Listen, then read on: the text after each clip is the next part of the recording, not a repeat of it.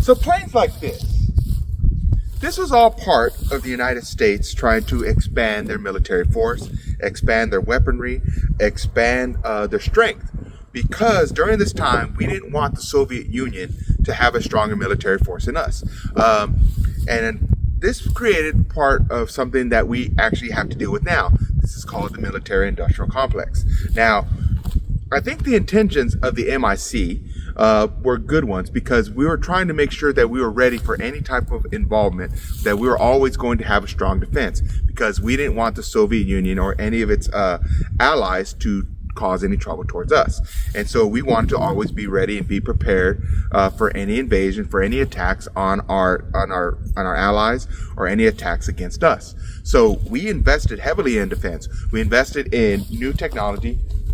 New planes like this was created in 1957, and this was a strong fighter jet that was able to reach high speeds and able to get to other parts of the world with relative ease compared to what it was before. And so the United States started to invest significant amounts in their military, obviously, and this also included into nuclear weapons.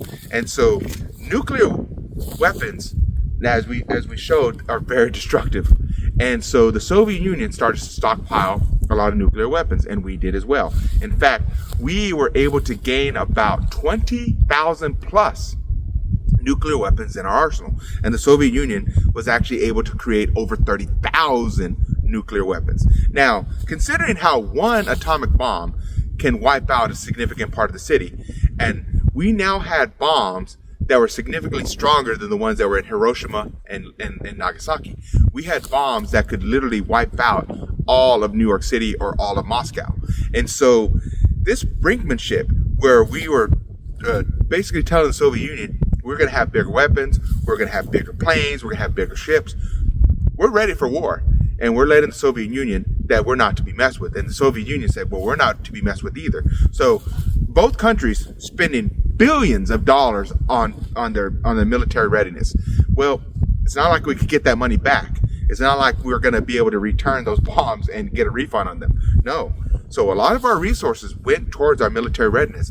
But for many people, they felt like it had to be, because we just couldn't take that chance of being caught off guard